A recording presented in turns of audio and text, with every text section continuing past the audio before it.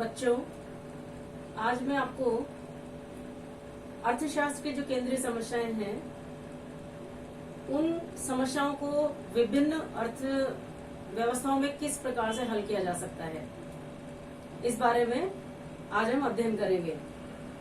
मुख्य 3 प्रकार के अर्थव्यवस्थाओं को लेकर चलेंगे हम। समाजवादी अर्थव्यवस्था, पूंजीवादी अर्थव्यवस्था और मिश्रित अर्थव्यवस्था। समाजवादी अर्थव्यवस्था वह अर्थव्यवस्था है जिसमें उत्पादन तथा वितरण के साधनों पर मुख्य रूप से सरकार का नियंत्रण होता है और वही ये निर्णय लेती है कि आर्थिक जो समस्याएं हैं उनका समाधान किस प्रकार किया जाए। इस तरह से पूंजीवादी अर्थव्यवस्था, जिसे हम स्वतंत्र उद्यम वाली अर्थव्यवस्था भी कहते हैं।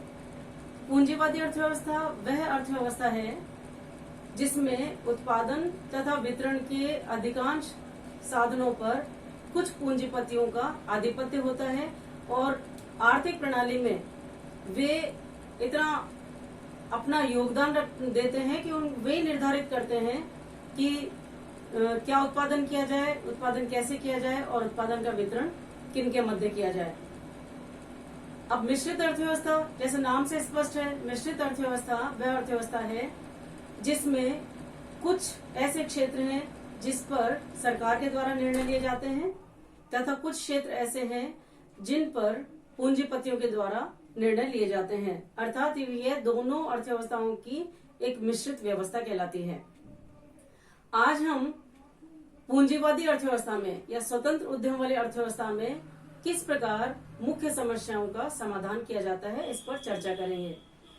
पूंजीवादी अर्थव्यवस्था में मुख्य समस्याएं जैसे आपको पहले बताया जा चुका है पिछले लेक्चर में कि क्या और कितना उत्पादन करना है, उत्पादन कैसे करना है और उत्पादन का वितरण किन के मध्य करना है। तो पूंजीवादी अर्थव्यवस्था में इन समस्याओं का समाधान कीमत प्रणाली के द्वारा प्राप्त होता है। कीमत प्रणाली, जिसे हम प्राइस सिस्टम भी कहते हैं,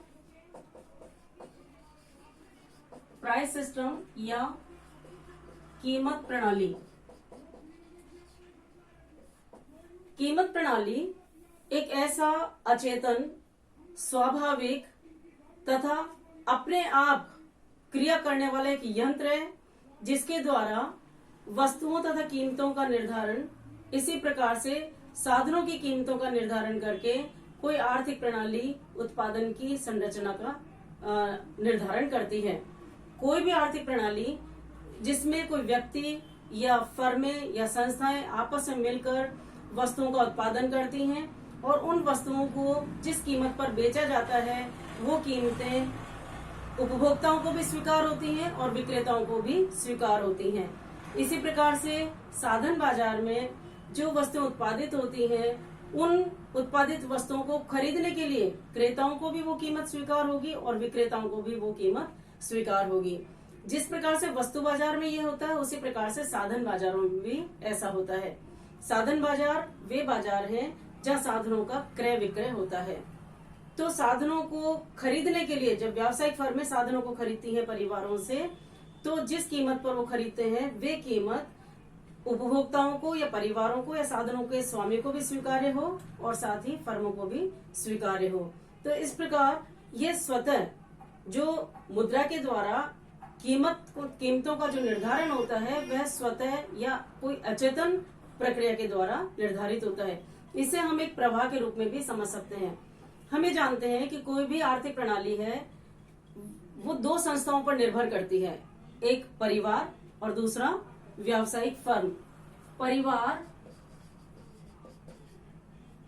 जो कि वस्तुओं और सेवाओं का उपभोग करते हैं, इसलिए हम इन्हें उपभोक्ता भी कहते हैं। तो एक संस्था है परिवार, दूसरी संस्था है व्यावसायिक फर्म। व्यावसायिक फर्में जो कि वस्तुओं का उत्पादन करती हैं, तो इन्हें उत्पादक भी कहा जा सकता है। तो पूरी आर्थिक प्रणाली में, विश्व की कोई सी भी आर्थिक प्रणाली हो, उनमें इन दोनों संस्थाओं का होना आवश्यक है। ये दोनों मिलकर के उत्पादन की प्रक्रिया को या वस्तुओं और सेवाओं की प्रक्रिया को संपन्न करते हैं। अब एक और है वस्तु बाजार। वस्तु बाजार वह बाजार है जिसमें वस्तुओं का क्रय विक्रय होता है। तो परिवार परिवार के पास है आय।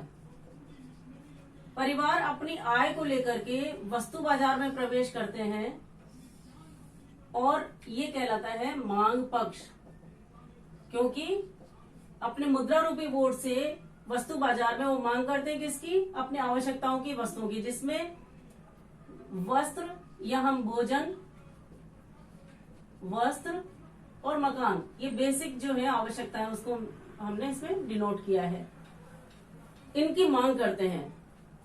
और व्यावसायिक फर्म में चूंकि फर्मों का काम है वस्तुओं का उत्पादन करना, तो जो मांग करते हैं, मान लीजिए भोजन की मांग की, भोजन की व्यवस्था करते हैं, वस्त्र की मांग की, वस्त्र की व्यवस्था करते हैं, मकान की मांग की गई तो मकान की पूर्ति इनके द्वारा की जाती है। ये कहलाता है पूर्ति पक्ष। इसी प्रकार से साधन बाजार। साधन बाजार वह बाजार है जिसमें साधनों का क्रय विक्रय किया जाता है। अब साधनों की मांग किसके द्वारा की जाती है? निश्चित रूप से उत्पादकों के द्वारा या व्यावसायिक फर्मों के द्वारा। तो ये व्यावसायिक फर्मों की ओर से मांग पक्ष कहलाता है। ये मांग करते हैं साधनों की, और साधनों के स्वामियों के द्वारा इनकी पूर्ति की जाती है। साधनों की पूर्ति साधनों के स्वामी जो कि परिवार या उपभोक्ता वर्ग के अंतर्गत है, ये श्रम प्रदान करते हैं। पूंजी के स्वामी होते हैं तो पूंजी प्रदान करते हैं, भूमिपति होने के कारण भूमि प्रदान करते हैं। तो यहाँ ये पूर्ति पक्ष, साधनों की पूर्ति परिवार के द्वारा किया जाता है तो पूर्ति पक्ष कहलाता है। इसी प्रकार श्रम के बदले में ये मुद्रा के रूप में मजदूरी प्रदान करते हैं, पूंजी के बदले में ब्याज प्रदान करते हैं, भूमि के बदले में लगान प्रदान करते हैं।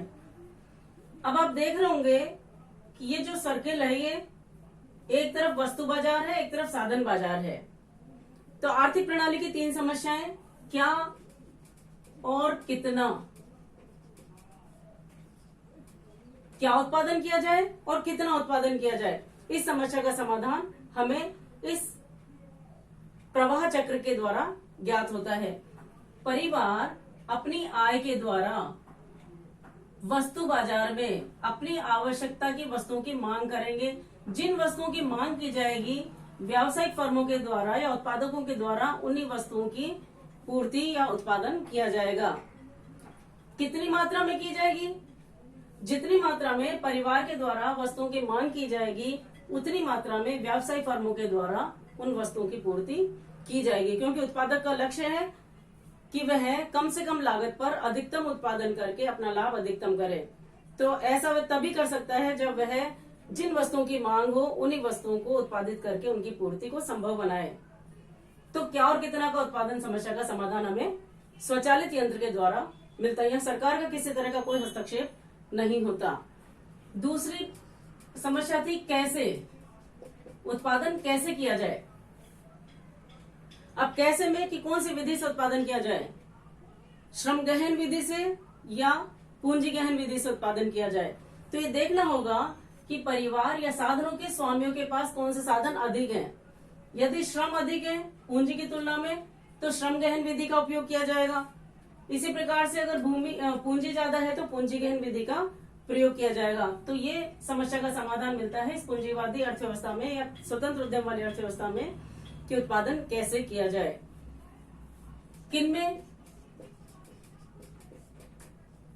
उत्पादन का वितरण किनमें किया जाए, इसका भी हमें हल इस प्रणाली से मिलता है। क्योंकि उत्पादन में जिस साधन ने सहयोग किया है उन्हीं को, श्रम ने सहयोग किया तो मजदूरी के रूप में मिलेगा, पूंजी ने सहयोग किया तो ब्याज के रूप में मिलेगा, भूमि ने सहयोग किया तो लगान के रूप में मिलेगा। इस प्रकार हम ये कह सकते हैं कि परिवार या उपभोक्ताओं के द्वारा जो साधन बाजार में दिए जाते हैं तो व्यावसायिक फर्मों के द्वारा जो प्रवाह होता है वो मुद्रा का प्रवाह परिवार की ओर होता है। उस मुद्रा को जो कि इनकी आय हो जाती है, इस आय को लेकर वस्तु बाजार में प्रवेश करते हैं। जिन वस्तुओं की जितनी मात्रा में मांग की जाती है उतनी मात्रा में उन वस्तु को व्यावसायिक फर्मों के द्वारा परिवार को उपलब्ध कराया जाता है तो फिर इनकी आय हो जाती है। इस आय को लेके वो साधन बाजार में प्रवेश करते हैं। साधन बाजार में श्रम भूमि पूंजी की मांग करते हैं, जिसके बदले में वो मजदूरी ब्याज लगान का भुगतान परिवार को करते हैं और इस प्रकार इनकी आय हो जाती है। इस प्रकार ये पूरा ये मुद्रा के द्वारा संभव हुआ है। तो कीमत प्रणाली ने यह स्वतः कार्य किया है। कैसे किया है? मांग और पूर्ति के द्वारा। दोनों क्षेत्रों की मांग और पूर्ति के संतुलन से जिन कीमतों का निर्धारण होता है, उस कीमत पर क्या और कितना, कैसे और किन में वितरण किया जाए, इन समस्याओं का समाधान मिलता है। तो ये है पूंजीवादी अर्थव्यवस्था में या स्वतंत्र उद्यम वाली अर्थव्यवस्था में मुख्य जो 3 आधारभूत समस्याएं थी, उन समस्याओं का समाधान किस प्रकार से प्राप्त होता है। तो ये निष्कर्ष रूप में कहा जा सकता है कि पूंजीवादी अर्थव्यवस्था में कीमत प्रणाली के माध्यम से इन मुख्य समस्याओं का समाधान किया जा सकता है। Thank you.